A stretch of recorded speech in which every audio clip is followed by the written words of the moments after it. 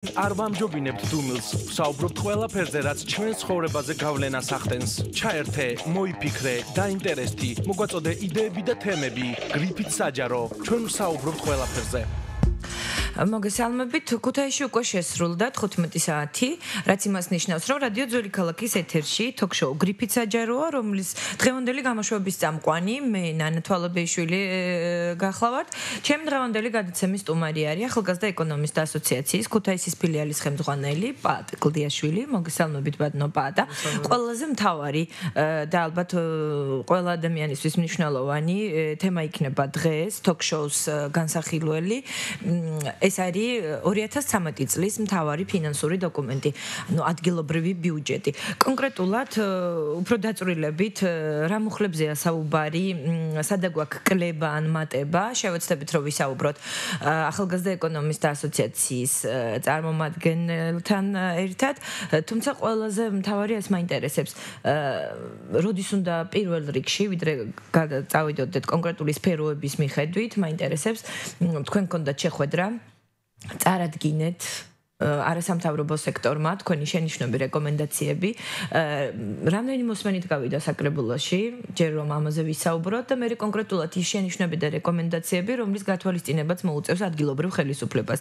დიდი ეჭვი მაქვს ხოლმე, რომ ნაკლებად ითვალისწინებს ადგილობრივი ხელისუფლება ნებისმიერი სახის აქტივობას და შენიშვნებს და რეკომენდაციებს, იმიტომ რომ წინა წლების გამოცდილება გვაძლევს ამის თქმის უფლებას, იმიტომ რომ არ იყო ისეთი მიუხედავად იმისა, რომ თქვენ და ასევე სხვა ორგანიზაციები აქტიურობდნენ, ყოველთვის ნაკლებად ხდებოდა, ასევე ახსოვს ქუთაის, რომ არსებობდა ესეთი უფრო წინასაარჩევნოდ გამოყენებული მეთოდი ბიუჯეტი ხალხთან ერთად, რატომღაც მე ვერასდროს ვერ აღვიქვამდი, როგორ ხდებოდა ხალხთან ერთად ამ ბიუჯეტის დაგეგმა, ან იმ პრიორიტეტების წარმოჩენა, რომელიც თავსდებოდა, თუმცა ეს იყო რაღაც ყოველთვის წინასაარჩევნოდ მორგებული და რაღაც სამანიპულაციო იმ ადამიანებისთვის, რომლებსაც შემდეგ ხმა უნდა მიეცათ. მე მაინტერესებს რა მოლოდინები გაქვთ, რამდენად გაართმევს თავს ადგილობრივი თვითმმართველობა იმ რეკომენდაციებს და შენიშვნებს, რომელიც წარუდგინეთ და როგორ წავიდა პირველი განხილვა საკრებულოზე. მოგესალმებით, დიდ მადლობას გადაიხდით მოწვევისთვის, იმისთვის რომ მომენტ საშუალება რომ ქალაქის მოსახლეობა ჩავაყენოთ საქმის კურსში თუ რა ხდება ადგილობრივ ბიუჯეტთან მიმართებაში, რა შემოთავაზებები გვაქვს ბიუჯეტით ქალაქს და ასე შემდეგ.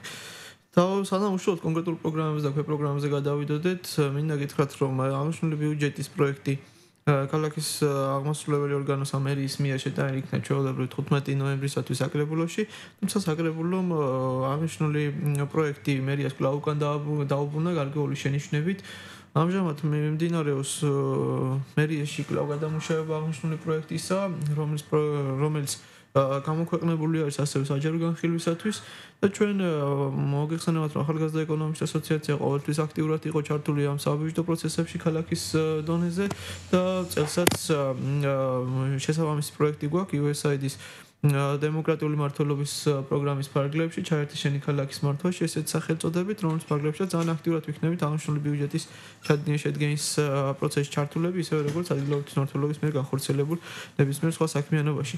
მე ზოგადად აი, რამდენად გაქვთ ინფორმაცია პაატა, ეს როდესაც დააბრუნა ქუთაისის საკრებულოდან დააბრუნდა ბიუჯეტის პროექტი, რამდენად მიმდინარეობს ისეთი აქტიური მუშაობა, თუნდაც კომისიების თვალსაზრისით, როგორ მუშაობს, რა ჯგუფებია შექმნილი? და როგორ მიმდინარეობს ამ პროექტზე მუშაობა? დიახ, მე ალბათ ნაკლებად კომპეტენტური ვიქნებით დეტალურად მოგვაწოდოთ ინფორმაცია თუ თქვა თვითმმართველობის შიგნით როგორ მიმდინარეობს. ან ამ შემთხვევაში თქვენ როგორც მიწვეული სპეციალისტები ან სხვა ორგანიზაციები იღებთ მონაწილეობას თუ ეს მხოლოდ ადგილობრივი საჯარო პირების ხელში რჩება მაინც? მოგახსენებთ ამასთან დაკავშირებით, ჩვენ ერთი შეხვედრა ქალაქის თვითმმართველობის საკრებულოს და ამერიის ორგანიზებით, რომელიც განხორციელდა, ეხებოდა სოციალური პროგრამების განხილვას, თუმცა განხილვაზე მეტწილი ინფორმაცია იქნა წარმოდგენილი და შესაბამისად არასამთავრობო სექტორმა იმ ორგანიზაციამ, რომელიც ამ ბიუჯეტთან მიმართებაში მუშაობენ, სოციალურ სექტორთან მიმართებაში მუშაობენ, შესაბამისად ვერ წარმოადგენთ ის კონკრეტული რეკომენდაცია, იმიტომ რომ იმ თავად მოწოდებული ინფორმაცია იყო მწირი. და შესაბამისად თუ ბუნებრივია სრული ინფორმაცია არ აქვს სიტუაციაზე, შესაბამისად ძნელია რომ რეკომენდაციები იქნეს ჩამოყალიბებული. თუმცა მას შემდეგ რაც აღნიშნული ბიუჯეტის პროექტი გამოქვეყნდა, ჩვენ დავიწყეთ ძალიან აქტიური საინფორმაციო კამპანია მასთან დაკავშირებით, სხვადასხვა მედია საშუალებების გამოყენებით, უშუალო სამომავლო შეხვედრებით არასამთავრობო სექტორთან, სხვა ორგანიზაციებთან, საზოგადოებასთან. აქაც ხედავთ ჩვენ მომწდეთ გარკვეული პატარა მცირე ზონის პუბლიკაცია, რომელიც მოქალაქეებისათვის განკუთვნილი და მასში მოცემული არის გარკვეული მცირე ზოგადი პრიორიტეტები და ის პროგრამები და პროგრამები, რომელიც ქალაქის ბიუჯეტის პროექტით არის გათვალისწინებული და ფინანსეს 2013 წელს, ჩვენ ველოდებით საზოგადოებისაგან რეკომენდაციებს შენიშნეთ თუ როგორ წარმოუდგენიათ ვთქვათ როგორ ფიქრობენ რა მიმართულებით უნდა იქნეს ძირითადი თანხები დახარჯული ქალაქის ბიუჯეტიდან ასევე ჩვენ გუშინ მქონდა შეხვედრა არასამთავრობო ორგანიზაციებთან რომელსაც წარუდგინეთ ბიუჯეტის პროგრამები, პროგრამები გამოცანით ასევე ჩვენი ხედვა და ის მრავალი შენიშვნები და რეკომენდაციები რომელიც ჩვენ გვაქვს ამ ბიუჯეტთან ზოგადად ბიუჯეტთან და საბიუჯეტო პროგრამებთან მიმართებაში მათგანაც მოვისმინეთ გარკვეული წინადადებები უახლოეს დღეებში კიდევ ველოდებით მათგან წინადადებებს იმისათვის რომ რამდენიმე დღის უახლოესი მომავალი რამდენიმე დღის მანძილზე ჩვენ ეს რეკომენდაციებს ასე ვთქვათ თავი მოვუყაროთ ასე ვთქვათ მოგავაკეთოთ მათი სინთეზი და შემდეგ წერილობით ფორმით მივაწოდოთ თვითმმართველობას მე აი რამდენად გაგვთ ხა იმედი გვაქვს წინ გამოცდილება მე გადაცემის დასაწყისშივე აღნიშნე გვაქვს წინაწლების გამოცდილება როდესაც მზადდებოდა რეკომენდაციები კონკრეტული შენიშვნები აქტიურობა არასდროს არ აქვს ახალგაზრდა ეკონომისტთა ასოციაციას განსაკუთრებით მაგრამ რამდენად გაგვთ ხა მოლოდინი რომ ისინი გაითვალისწინებენ და ეკნებათ ამის მზაობა უბრალოდ აქ უკვე კეთილნებაზე цаრი დამოკიდებული და კონკრეტულად აქ ადგილობრივი მოსახლეობის ინტერესი არის ყველაზე მთავარი კეთილნებას რო თავი დავანებოთ და აქვე გავაკეთებ ვიდრე ამ კითხვაზე პასუხს გამცემდეთ დღეს ჩვენ შევთავაზეთ და უპრიანიც იქნებოდა რომ ამ შემთხვევაში გადაცემაში მონაწილეობა მიიღო ქუთაისის მერის წარმომადგენელს კონკრეტულად მხედველობაში ყავდა ვიცე-მერი ეკონომიკურ საკითხები რომელსაც მიყავს მაგრამ გამომდინარე იქედან რომ დღეს საკრებულოს ხდომა 3 საათზე ამის გამო ვერ მოხერხდა რომ სტუდიაში ყოლოდა სტუმარი ადგილობრივი ხელისუფლებიდან რომელიც კიდევ უფრო მეტ დეტალებს შეძენდა და კიდევ მეტ კითხვაზე მივიღებდით პასუხს ეხლა მაინტერესებს ის შეკითხვა რაც დავსვი. კი ბატონო, გიპასუხებთ ეხლავე რაც შეეხება იმას რომ რამდენად იქნება გათვალისწინებული ჩვენ ბუნებრივია თქვენაც აღნიშნეთ და თითქმის ყველა წელთან დაკავშირებით ქონდა გარკვეული რეკომენდაციები ხშირი იყო შემთხვევა როცა ნაკლებად ითვალისწინებდნენ ან ითვალისწინებდნენ მე იმედი მაქვს რომ ჩვენ პირცა შეხვედრები ქონდა ადგილობრივი მმართველობის წარმომადგენლებთან მათგან მივიღეთ გარკვეული დაპირება რომ ისინი მზად არიან მიიღონ ყველა ეს არგუმენტირებული შენიშვნა რომელიც შენიშვნა თუ წინადადება რომელიც ჩვენგან წავა ჩვენ სწორედ ასე ვაპირებთ რომ არგუმენტირებულად თითოეული შენიშვნა თუ წინადადება დასაბუთებული მივაწოდოთ მათ და იმედს ვიტოვებ რომ ისინიც ასახავენ შესაბამისად აღნიშნულ შენიშვნას ბიუჯეტში. რაც შეეხება თავად არასამთავრობო სექტორს, არასამთავრობო სექტორი განწყობილი არის იმისკენ რომ მაქსიმალურად ასე ვთქვათ მოახდინოს კარგი გაგებით ადვოკატირება იმ რეკომენდაციებისა, რომელსაც ისინი დააყენებენ, ეს იქნება მერის თუ საკრებულოს ხდომაზე და საბოლოო ჯამში ერთი არის ის რაც მზადყოფნა რომელსაც ისინი ყოველ შემთხვევაში ამ ეტაპზე აცხადებენ რომ მზად არიან მიიღოს ეს წინადადებები და მეორეა ჩვენი სრული მზადყოფნა იმისათვის რომ ის წინადადებები რომელიც აქის მოსახლეობიდან არასამთავრობო საზოგადოების სექტორიდან იქნება წამოსული ბიუჯეტთან მიმართებაში ჩვენ ყველანაირად ვეცდებით რომ იქნეს ასახული ბიუჯეტში. და ბატა რა მაინტერესებს მიუხედავად წლების განმცდილებისა თქვენ გაგაჩნიათ თუ არა ან არის თუ არა შესაძლებელი რომ ალტერნატიული ბიუჯეტის პროექტი დაიდოს, ანუ თქვენი გათვლებით რაღაც რომელიც იქნება უფრო მეტად ამ ყველა ის რეკომენდაცია და შენიშვნა გათვალისწინებული, ანუ ამ მოდელზე გიმუშავიათ თუ არა, რომ ალტერნატიულად თქვენ განსაზღვროთ და დაგეგმოთ, როგორ ფიქრობთ, რა იქნება უფრო ოპტიმალური. არის თუ არა ეს შესაძლებელი? დიახ, მოგახსენებთ მაგას დაკავშირებით. სწორედ მინდა გითხრათ, რომ ქუთაისში ჩვენ უკვე რამდენიმე წელია გვაქვს ბიუჯეტი პროგრამული ფორმატით, ანუ ეგრეთ წოდებული პროგრამული ბიუჯეტი. ეს ამ პროგრამული ფორმატით ბიუჯეტის დანერგვის ერთ-ერთი ინიციატორი თავის დროზე სწორედ ახალგაზრდა ეკონომისტთა ასოციაცია იყო სხვა პარტნიორ არასამთავრობო ორგანიზაციებთან ერთად და ეს ჯერ კიდევ 2006 წელს დაიწყო ქუთაისში, მაშინ როცა სავალდებულოდ პროგრამული ბიუჯეტის ფორმატის გამოყენება სწორედ 2013 წლიდან ვთქვათ, იქნა შემოღებული ქალაქისათვის ფინანსის სამინისტროს ადგენილებით. ამან თავის პრობლემები გამოიწვია და ამასთან დაკავშირებით ალბათ ცოტა უფრო ქვემოთ ღმათვის სიღრმისეულად ვისაუბრებთ თუ რა პრობლემები შექმნა ამან.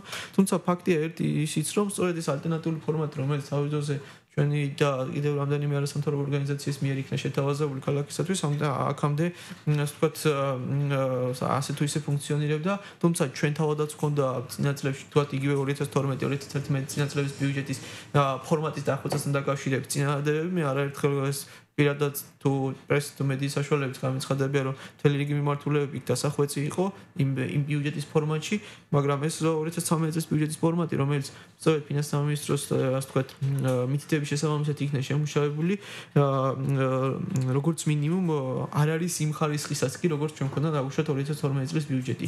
ამას დაკავშირებით ჩვენ მთელი რიგი შენიშვნები გვაქვს. ანუ კიდევ უფრო გაუარესებული სურათი გვაქვს. ის ფორმატი, რომელიც ფინანსთა მინისტრომ შემოიღო, ეს არის, ასე ვთქვათ, საცნობარო ხასიათის, ეს არის მინიმალური დონე, მინიმალური ხარისხი ბიუჯეტზე, რომელიც უნდა იქნეს დაცული, თუმცა ჩვენ არავინ არ გვხვდავს იმაში, რომ მარტივად საზოგადოების გასაგებ ენაზე, რომ ვთქვათ, უკეთესი, უფრო ინფორმატიული, უფრო სრულყოფილი ბიუჯეტი შევქმნათ. კიდევ ერთხელ ვიმეორებ, ის ბიუჯეტის ფორმატი, რომელიც თავშეურით წელვადე წელს 2012 წელს გვაქვს წინაწრებში, ქონდა გაცილებით უფრო ინფორმატიული არის, ვიდრე ვთქვათ 2013 წლის შემოთავაზებული პროექტი არის. ერთ-ერთი მთავარი შენიშვნა ჩვენი სწორედ ეს იყო, რომ ჩვენ პირიქით უფრო მეტად უნდა სრულგვეყო ის 2012 წლის ბიუჯეტის ფორმატი, რომელიც წინაწლების, რომელიც აქამდე გქონდა და არა, ასე ვთქვათ, კიდევ უფრო ასე ვთქვათ, აგვევიწროვებინა ის ინფორმაცია, რომელიც კონკრეტულ საბჭოთა პროგრამებში არის მოცემული. თუმცა მე იმ განხილვაზე, რომელიც ახლა მქონდა საუბარი, ეს საკითხი რა თქმა უნდა დავაყენე ქალაქის ხელმძღვანელების წინაშე და მათგანაც მივიღე დაპირება, რომ ეს როცა პირველი ვარიანტი ბიუჯეტის პროექტის ექნა შემუშავებული, აიღეს ის ფორმატი, რომელიც ფინანსთა მინისტრმა შეთავაზა, თუმცა როცა გადამუშავებული ვარიანტი, ასე ვთქვათ, დაბრუნდება კვლავ საკრებულოში, ის იქნება როგორც მინიმუმ მათ პერეფრაზირებას ვახდენ იმ ხარისხისა, როგორც ხარისხსაც ჩვენ მქონდა 2012 წლის ბიუჯეტის პროექტი. და პატარა შეეხება ფორმატის ნაკლებ ინფორმაციულობაზე, როცა კეთდება აქცენტი. გამორიცხავს თუ არა ეს ხარჯების გამჭვირვალობას და ასე შემდეგ. და ხა ის სწორედ როცა ფორმატზე საუბრობ, სწორედ ამისკენ მიმყავს ჩემი საუბარი. რამდენად ხდება საჯარო და რამდენად გამჭვირვალეა ის რაც არის წარმოდგენილი ფორმატი. როცა ჩვენ არასამთავრობო სექტორთან მქონდა ამ ბიუჯეტის განხილვა, მათმა სწორედ ერთ პრობლემად ეს დაასახელეს, რომ იმდენად მწირია ინფორმაცია საბჭოთა პროგრამების შესახებ, ძალიან ძნელია ჩვენი მხრიდან შემდეგ უკვე მონიტორინგის განხორციელება. ანუ თუ იქ დავუშვათ სოციალურ პროგრამა რო ავიღოთ, თუ არ ვიცით ზუსტად ვინ არის ბენეფიციარი, თუ არ ვიცით რამდენი არის ბენეფიციარი, თუ არ ვიცით როგორ ხდება ამ ბენეფიციარების შერჩევა, შემდეგ როგორ ხდება განხილვა მიღებული წინადადებისა, თქვათ, მატერიალური დახმარების ან სხვა სახის მომსახურების გაწევის შესახებ და თუ არ ვიცით საბოლოო ჯამში რა პრინციპით, რა ვადაში, ვის მიერ და როგორ მოხდება ეს გადაწყვეტილება მიღებული, როგორ მოხდება საბოლოო ჯამში მომსახურების შეთავაზება თუ დახმარების გაწევა კონკრეტული მოქალაქისათვის, ძალიან ძნელია შემდეგ დაადგინო ეს დაუშვათ რამდენად სწორად მოხდა ამა თუ იმ, თქვათ, პროგრამის განხორციელება, რამდენად სწორად იქნა ეს ბენეფიციარები შერჩეული, რამდენად მიზანმიმართულად მოხდა თუნდაც თანხის გამოყენება და შემდეგ ხარჯი.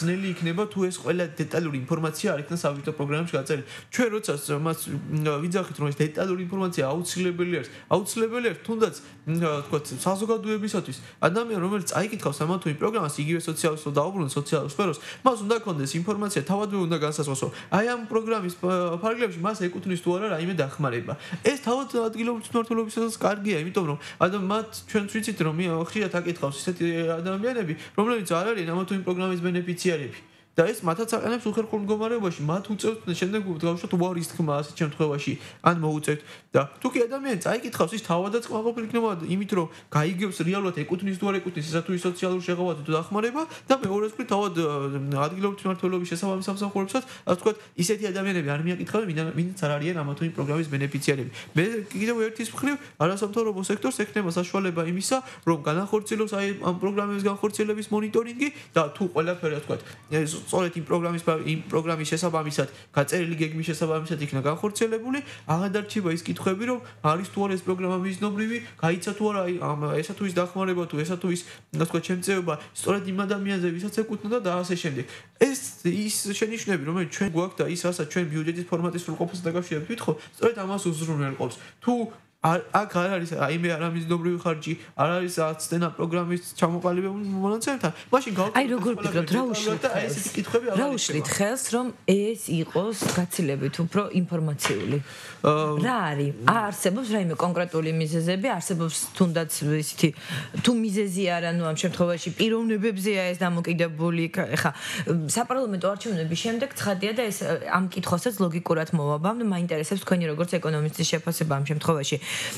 შეიცვალა ხელისუფლება, შეიცვალა მმართველი გუნდი, რა შეიცვალა ბიუჯეტთან მიმართებაში. ჩვენ ვიცით წინა ხელისუფლების მიერ დაგეგმილი 2012 წლის ბიუჯეტი და ჩვენ გვაქვს ახლა უკვე ახალი ხელისუფლების პირობებში მისაღები 2013 წლის ბიუჯეტი.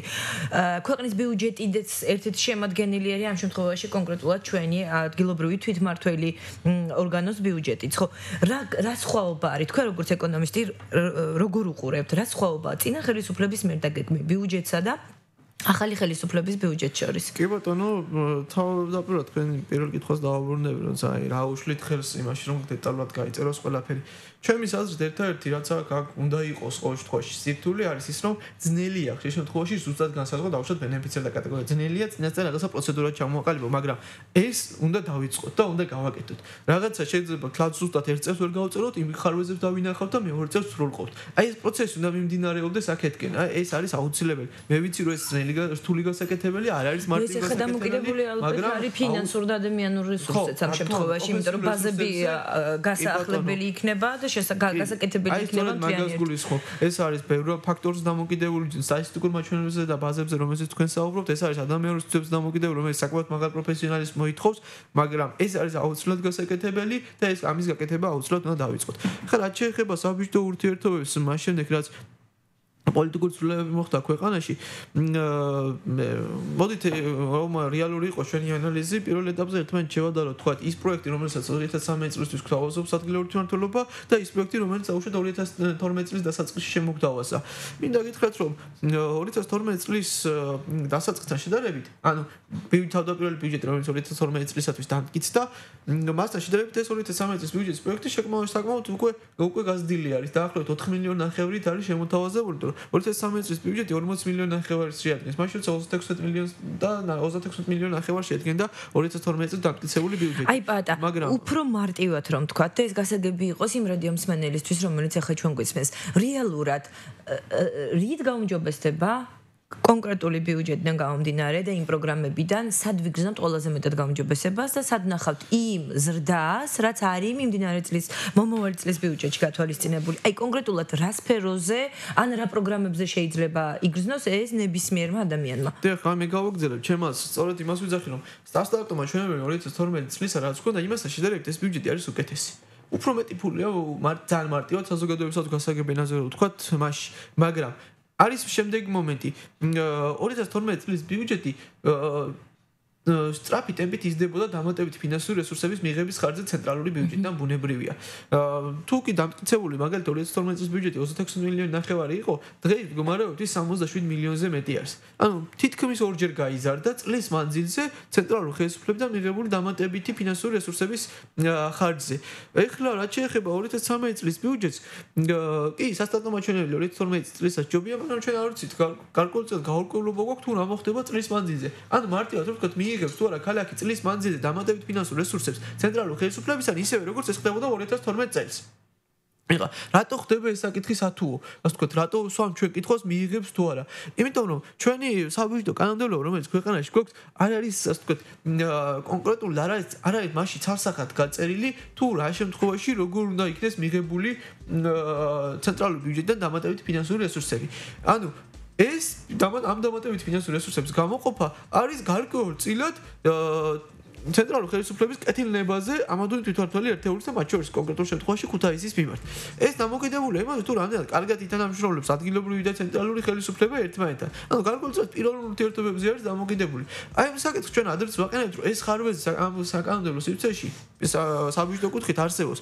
თუმცა, როცა ცენტრალური და ადგილობრივი ხელისუფლება იყო ერთი პოლიტიკური ძალის ქვეშ, ეს ასე ვთქვათ, მარტივად ვთქვათ, ოჯახის შიგნით პიროვნული ურთიერთობების ხარჯზე შედარებით უფრო ადვილად ასე ვთქვათ გვარდებოდა და ეს საკითხი ასე მწვავად არ იდგა. თუმცა როცა ეხა ოჯახზე მეტად უფრო კლანური ურთიერთობები ჰქონდათ და პარტიული, მაგრამ ფაქტია რომ ეხა სწორედ ვინაიდან ეხლა სხვადასხვა პოლიტიკური ძალის ქვეშ არის მოქცეული ცენტრალური და ადგილობრივი ხელისუფლება, უკვე და საბიუჯეტო კოდექსი და საბიუჯეტო კანონმდებლობით ცალსახად არ რეგულირდება დამატებითი ფინანსური რესურსების გამოყოფის საკითხი ცენტრალური ბიუჯეტიდან ადგილობრივი ბიუჯეტისათვის. ეს უკვე ხდება სათუო მიიღებს თუ არა ბიუჯეტი, ქუთაისის ბიუჯეტი დამატებით ფინანსურ რესურსებს ცენტრალური ბიუჯეტისაგან. ეს უკვე იმაზეა დამოკიდებული, რამდენად კარგად ითანამშრომლებენ ცენტრალური და რამდენად სწრაფად მოხდება ადგილობრივ ხელისუფლებაში გამარჯვებული ძალის კანდიდატურებით ჩანაცვლება. ალბათ ერთ-ერთი ესეც იქნება. ძვირფას რადიო მსმენელებო, თოქ-შოუ გრიფით საჯარო რეკლამის შემდეგ დაბრუნდება ეთერში. ელექტრონიქსში შეიძინეთ თქვენთვის სასურველი ნებისმიერი ტექნიკა საუკეთესო ფასად და ისარგებლეთ 6 თვიანი 0%-იანი განვადებით. სლოტ კლუბების ქსელი ლას-ვეგასი ჯერ არ ნახულ გათამაშებებს იწყებს. ყოველ პარასკევს 2000 ლარი და გრანდიოზული სუპერპრიზი ავტომობილი Hyundai Sonata. დიახ, არ მოგესმათ, Hyundai Sonata. ლას-ვეგასი შეიგრძენი თამაშის უპირატესობა. ჩვენთან ყველა გამარჯვებულია. სიახლე ქუთაისში. თამარ მეფის 57 ნომერში გაიხსნა კაფე ჯაზარტე. სოფლიო სამზარეულოდან შერჩეული საუკეთესო კერძები, იტალიური ყავა და კარგი მუსიკა.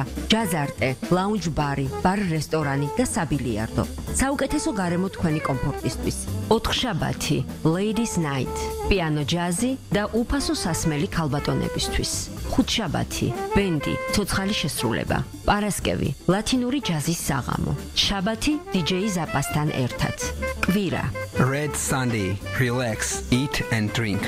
კაფე ჯაზარტე. თამარ მეფის 57-ში. დაივიწყე ყოველდღიურობა. დღის ეთერის სპონსორია სავაჭრო ცენტრი 4-იანი. გსურთ შეიძინოთ სამშენებლო და მოსაპირკეთებელი მასალები ან კომფორტულად მოაწყოთ თქვენი ბინის ინტერიერი. გთავაზობთ კარბოლუქს, სამშენებლო და დეკორატიულ აგურსა და ბლოკს, სადარბაზოსა და შიდა კარებებს, შეკიდულ ჭერს, პარკეტს, შპალერს. 4-იანში ინტერიერისთვის შეიძენთ მისაღების, საძინებლის, სამზარეულოსა და აბაზანის ავეჯს, საოფისე სავარძლებსა და მაგიდებს, სანათ მოწყობილობებს. სავაჭრო ცენტრი 4-იანი, ქუთაისი, გუგუნავას ქუჩა ნომერი 13. გაცვალი აზრები. მიულოცე. მოუწყვე სიურპრიზი. მოითხოვე საყვარელი სიმღერა. გამოგზავნე SMS-ი ნომერზე 779. ან ისარგებლე უფასო SMS მომსახურებით ჩვენ საიტზე. მისამართზე www.radio.dk.ge. ძველი ქალაქის SMS show. აქ შენი მეგობრები არიან.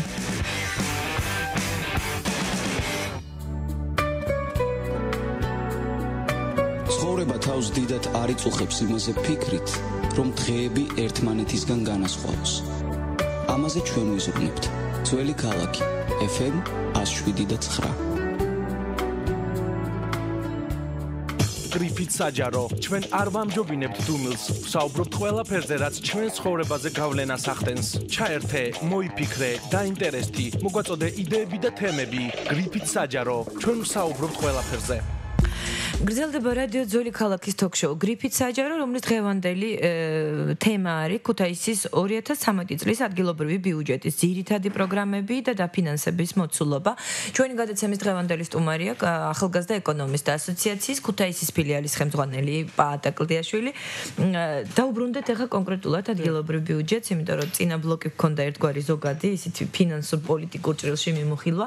მე მაინტერესებს კონკრეტულად ადგილობრივი ბიუჯეტის 2013 წლის პრიორიტეტები და იქნებ როგორმე უფრო მეტად თვალსაჩინო რომ გახდეს და გასაგები გავაკეთოთ წინა წელთან მიმართებაში თუ რა დაფინანსებით იყო მაშინ ესა თუ ის პროგრამა მოცემული და რა გვაქვს განსაკუთრებული შენიშვნები რაზე გაქვთ და რას უყურებთ გაცილებით არარეალურად და რის გადახედვას ფიქრობთ?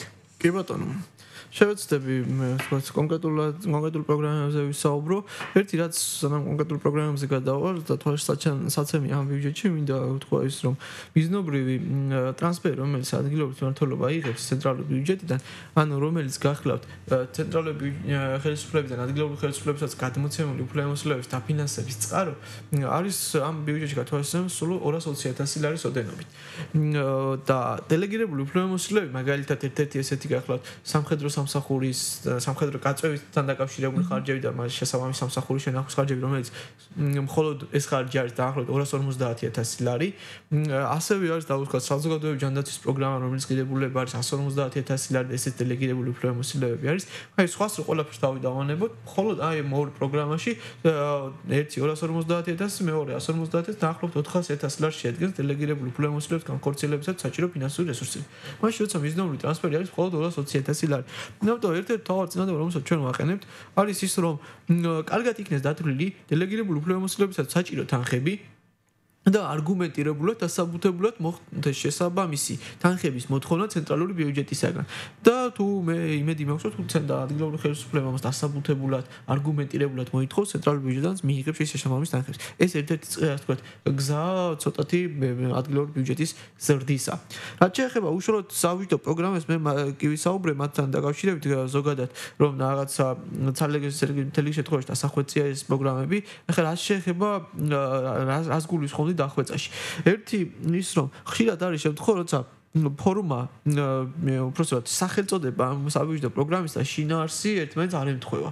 მაგალითად ერთ-ერთი ასეთი გახლავთ მაგალითად გარე იერსახის კეთილმოწყობის პროგრამა ესეთი არის რომელიც რეალურად არის საახალწლო ღონისძიებების პროგრამა ანუ გარე იერსახის მოწყობას ითვალისწინებს მხოლოდ საახალწლო დღეებში შესაბამისად ფორმა და შინაარსი სახელი და შინაარსი ერთმანეთისგან გაცდენილია ამიტომ დახვეწის მიზნით ერთ-ერთი აუცილებელი არის რომ მის ფორმა და სახელი და შინაარსი იქნეს ერთმანეთთან შესაბამისობაში მოყვანილი ასევე არის ხშირი შემთხვევა როცა ბენეფიციართა დუბლირება ხდება მაგალითად არსებობს ერთ-ერთი პროგრამა რომელიც თვალსაჩინო მრავალშვილიანი დედების დახმარებას. არსებობს მეორე პროგრამა ასევე სოციალური დახმარების სფეროში, რომელშიც მატერიალური დახმარებას გასაწევ პირთა კატეგორიაში ერთ-ერთი კატეგორიად არის ასევე მრავალშვილიანი დედები. მე არ ვიძახ იმას რომ ამ კატეგორიას არ დავეხმარ, თუმცა თუ ერთ პროგრამა მასზე გვაქვს ფოკუსირებული, შესაძლებელია რაც საჭირო არის, ან რაც შესაძლებლობა ჩვენ ბიუჯეტს ამისათვის აქვს, მაქსიმალურად ვეცადოთ რომ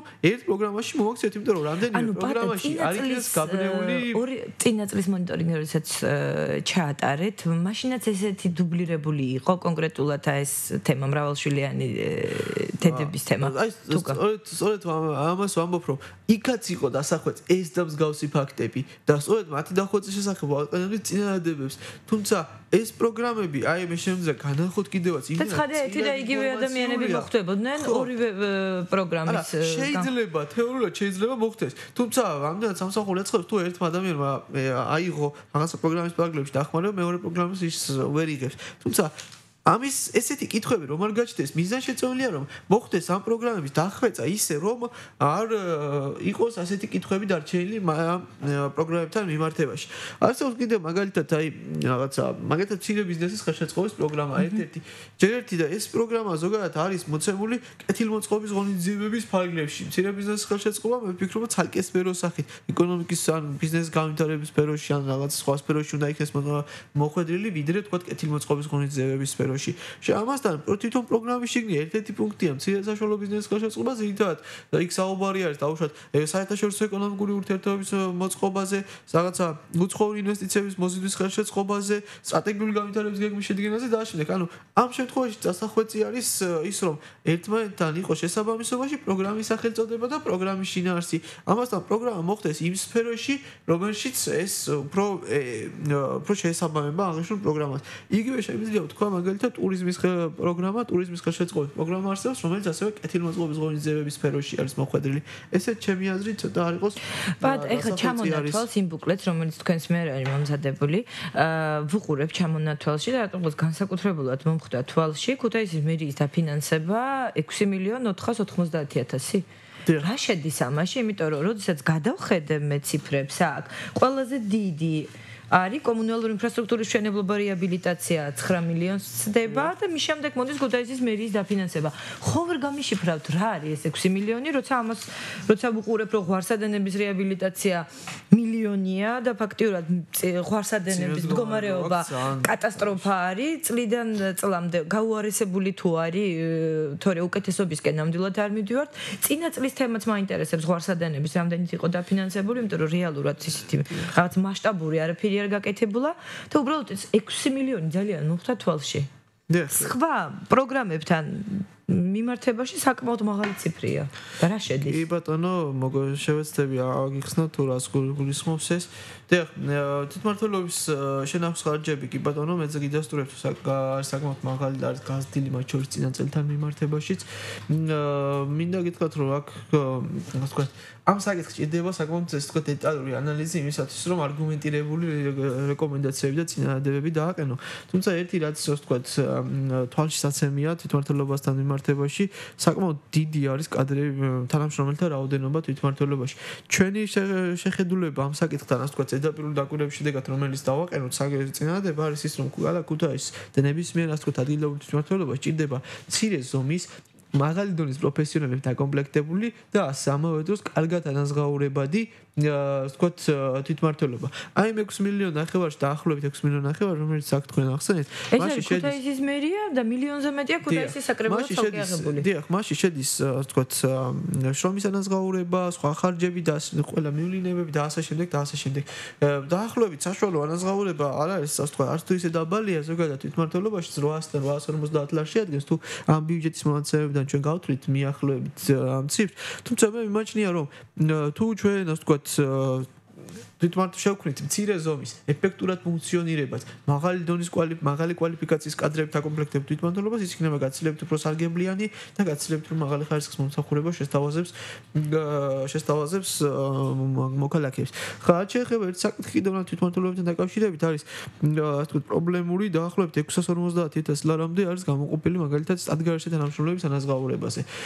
დაახლოებით ვთქვათ მომუშავეთა რიცხოვნობა მაგალითად ქალაქის თვითმმართველობაში მერიაში შედგეს 416 პლუს კიდე ამდენი დაახლოებით 650,000 ლარი სტატგარში თანამშრომლების, რომელთა რაოდენობა ბუნებრივად ვერ იქნება მოცემული ამ ბიუჯეტში, იმიტომ რომ ეს წლის მანძილზე უნდა მოხდეს, მაგრამ საკმაოდ მაღალი არის ეს ციფრი. მე არ ვიძახი აპრიორი ეს ციფრი არ გადაჭარბებული, ამის თქმის საფუძველი არ მაქვს, იმიტომ რომ კონკრეტულ მონაცემებს არ ვთქვა, მაგრამ როგორც მინიმუმ ჩვენ შეგვიძლია ვთქვათ, რომ ეს არის დასასაბუთებელი. საარჩევნო პერიოდში ეს იყო საკმაოდ აქტუალური თემა, როდესაც ოპოზიციური პარტიებიდან სპეციალური განცხადებები კეთდებოდა ბრიფინგებით, როდესაც ნახევარზე მეტი მერიის თანამშრომლები პარტიულ მოღვაწეობას ეწეოდნენ, საარჩევნო კამპანიაში იყვნენ ისინი ჩართულები, გათავისუფლებული იყვნენ, არ იყვნენ და ადგილობრივი ხელისუფლება მაშინ აცხადებდა, რომ იმ შემართებით და იმ ძალისხმევით ხდება ქალაქის მართვა, როგორც დაუშვათ ამ ადამიანების ყოფნის შემთხვევაში ხდება. მაშინ ვეღარ ვგებულობ ასეთ და ოპოზიციური პარტიებიც ამ კითხვას სვამდნენ. თუ კი შესაძლებელია ქუთაისის ადგილობრივმა თვითმმართველობამ განახევრებული შემადგენლობით იმუშაოს, ისე რომ პარალიზება არ მოხდეს. უბრალოდ მე ეხაც უყურებთ, როდესაც მატერიალური დახმარების პროგრამა 250,000 ლარით არის წარმოდგენილი, მადლიერების სახლის დაფინანსება 490,000-ით, ამ შემთხვევაში 6 მილიონზე ცოტა მეტი დაფინანსება ქუთაისის მერიაზე გაცემული რაღაც გარკვეული მასთან რო აქ კანონსაც ვერ ვხედავს, უკვე ამორალურიც არის ნამდვილად, რომ რეალურად იგივე მრავალშვილიანებს 222,000 აქვთ. უბრალოდ რაღაცებს ვერ ვგებულობ ნამდვილად. მე როგორც ეკონომისტი ეს სიტუაცია კიდევ ვეძახი, რომ ეკონომიკური დასაწყნები რო გავაკეთო, მაგას ჭირდება კონკრეტული ანალიზი, თუ რამდენი რაოდენობის ადამიანი ჭირდება ქალაქ ქუთაისის თვითმმართველობას ეფექტური ფუნქციონირებისათვის, თუმცა ზედაპირული შეფასების შედეგად, რომელიც ჩვენი დაკვირვების შედეგად შეიძლება იყოს თქვათ, რომ საკმაოდ მაღალია ეს ხარჯები და განსაკუთრებით აი სტატგარში თანამშრომელთა ანაზღაურებას როგორც მინიმუმ არგუმენტირება და დასაბუთება ჭირდება თვითმმართველობის მხრიდან. არის თუ არა ამდენი საჭირო სტატგარში თანამშრომლები ჩვენ გვჭირდება იმის რაღაც კონკრეტული საქმე 1 თვით, 2 თვით, 3 თვით შეასრულოს. ხო, თუ ის მთელი წლის მანძილზე ჩვენ გვყავთ ასე ვთქვათ შტატში, მაშინ ბარემ თუ საჭიროა ჩავსვათ შტატში, რაც აი საჭირო რომ საჭირო იყოს, მაგრამ ლოგიკურად რომ მივყვეთ აი ესე. რაც შეეხება აი პროგრამა კორპუსიც საინტერესოა. თუ გაქვთ მონაცემები დაუშვათ, აი პროგრამა კორპუსი მაინტერესებს 1,900,000 და ეს ღვარსადენების თემა ძალიან მაინტერესებს. წინა წელში რა თანხობრივი მაჩვენებლით იჯდა ბიუჯეტში ეს საკითხი. მოგახსენებთ, აი დავიწყოთ მაგალითად ღვარსადენების საკითხით, მინდა გითხრათ, რომ ძალიან აქტუალური თემაა ეს ქალაქისათვის. ჩვენ ამავე პროექტის პარალელში ივლისის ბოლოს ჩავატარეთ კვლევა ქალაქ ქუთაისის მოსახლეობისა.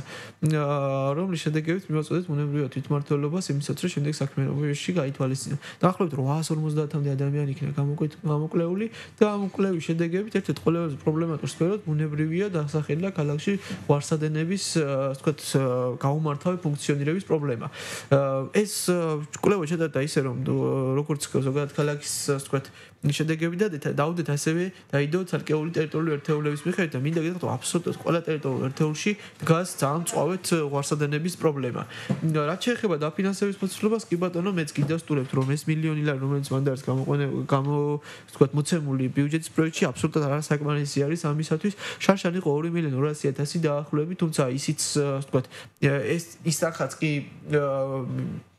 არ არის საკმარისი იმისათვის რომ თითქმის თლიანად ამორტიზირებული ქსელი ყوارსადენების საიქნეს აღდგენილი რაც შეეხება პროგრამა კორპუს დიახ 1,900,000 ლარი ეს 2013 წლის ბიუჯეტის პროექტში გათვალისწინებული შარშან იყო დაახლოებით 6 მილიონი ლარი ამისათვის თუმცა მინდა გითხრათ რომ თავდაპირველად საშინელ ბიუჯეტშიც არ იყო უფრო მეტი თანხა ჩადებული მაგრამ ცენტრალურ ბიუჯეტიდან მიღებული დამატებითი ფინანსური რესურსების დამატებითი ტრანსფერების საფუძველზე წლის მანძილზე რამდენჯერმე გაიზარდა აღნიშნული პროექტის დაფინანსება, პროგრამა კორპუსის დაფინანსება და შესაბამისად მას საკმაოდ მაღალ მაჩვენებელს ვთქვათ მიაღწია. რაც შეეხება გარე განათების პრობლემას 3 მილიონზე მეტი არის გამოყოფილი მომავალი წლის ბიუჯეტში რეალურად ჩვენ გვაქვს ქალაქი რომელიც არ არის მთლიანად განათებული. დიახ. რაც შეეხება გარე განათების საკითხს, ეს საკითხიც დავსვინეთ თვითმმართველობასთან შეხვედრაზე და მან თქვა იყო პასუხი ესეთი რომ პრინციპში გარე განათების სფერო არის ის სფერო რომელშიც ის თანხები რომელიც არის ჩასმული არის საკმარისი იმისათვის რომ ამ სისტემამ ქალაქში ნორმალურად იფუნქციონიროს. ნახოთ მოკლედ რამდენად საკმარისი იქნება და რამდენად ნორმალურად იფუნქციონირებს რეალურად აღნიშნული სისტემა გარე განათების სისტემა ქალაქში. რაც შეეხება სოციალურ პროგრამებს, აიქნება ამაზე გავამახვილოთ ყურადღება და ჩვენი რადიო ეთერისთვის განკუთვნილი დროც იწურება სოციალური პროგრამები, რამდენად არის წარმოჩენილი და რამდენად არის შესაბამისად დაფინანსებული და ფიქრობთ თუ არა რომ ნაკლები თანხაა ჩადებული და გაცილებით მეტი იყო გამოსაყოფი. დიახ, აი, გეტყვით ჩვენს დამოკიდებულებას ერთი თავში რაც სოციალურ პროგრამებთან დაკავშირებით უნდა აღინიშნოს, სოციალური სფერო ზოგადად არ წარმოადგენს თვითმმართველობის საკუთარ, ანუ რასაც ექსკლუზიურ უფლებამოსილებს უწოდებთ. ეს არის ის სფერო, რომელიც ფინანსდება ცენტრალური ხელისუფლების მიერ ცენტრალური ბიუჯეტიდან. თუმცა მოგეხსენებათ, რომ ანუ იმის თქმა უნდა, რომ ვალდებულება ამ სფეროს დაფინანსებულისა თვითმმართველობას არ გააჩნია, მაგრამ მოგეხსენებათ, რომ ქვეყანაში ინტენსიური სოციალური ფონია, ძნელია ადგილობრივმა ბიუჯეტმა უარი თქვა სოციალური პროგრამების დაფინანსებაზე. ამიტომ აუცილებელი არის რომ შევარჩიოთ, ასე ვთქვათ, ისეთი კატეგორიები სოციალური დახმარებების სფეროში, რომელთაც იმ ცენტრალურ პროგრამებში სიღარიბის ზღვარს ხმელმოს სპეციალურ დახმარებასაც უწევს სახელმწიფო, ან იმ პროგრამაში არ ხდება, ან რაიმე ფორმით სახელმწიფოსგან ვერ იღებს შესაბამის სოციალურ დახმარებას და მაქსიმალურად აი ესეთი იმ კატეგორიაზე გავაკეთეთ აქცენტი, რომელიც სხვა წყარო და ვერ იღებს შესაბამის სოციალურ დახმარებას და რომელთა სოციალური მდგომარეობა იქნება არის მძიმე. რაც შეეხება აღნიშნულ პროგრამებს, ეს ერთ-ერთი მთავარი შენიშვნა ჩვენი სწორედ მაგ პროგრამებთან დაკავშირებით იყო, რომ მაქსიმალურად ზუსტად იქნეს ბენეფიციართა კატეგორია განსაზღვრული, დახმარების გაცემის წესები და ასე შემდეგ. ასევე იმ წირი სოციალური ბიუჯეტის ფარგლებში, რომელიც ჩვენ ქალაქს გააჩნია, მაქსიმალურად შევარჩიოთ ისეთი პროგრამები, რომელიც ყველაზე მეტად ეფექტური იქნება. და აი ამ მიმართულებით არქეული პროგრამები, რომელიც შეიძლება მანდი იყოს სოციალურ სფეროში, შესაძლებელია უფრო ჩანაცვლებული იქნეს უფრო ეფექტური პროგრამებით, ან როგორც მინიმუმ დახვეწა მოხდეს მათი და შესაბამისად ზუსტად იმ ადამიანებს დავეხმაროთ, რომელთაც ყველაზე მეტად ჭირდება და იმით დავეხმაროთ, ვთქვათ, რაც მათ ყველაზე მეტად ჭირდება იმ ფარგლებში, რა თქმა უნდა, რა ფარგლებშიც შესაძლებლობა აქვს ქალაქის ადგილობრივი ბიუჯეტს. დიდი მადლობა, რომ იყავით ток-შოუ გრიფით საჯაროს სტუმარი. მე შეგახსენებთ, რომ ჩვენი გადაცემის სტუმარი იყო ახალგაზრდა ეკონომისტთა ასოციაციის ქუთაისის ფილიალის ხელმძღვანელი პაატა კლდიაშვილი. გემშვიდობებით მომავალ შეხვედრამდე. ელიტ ელექტრონიკსში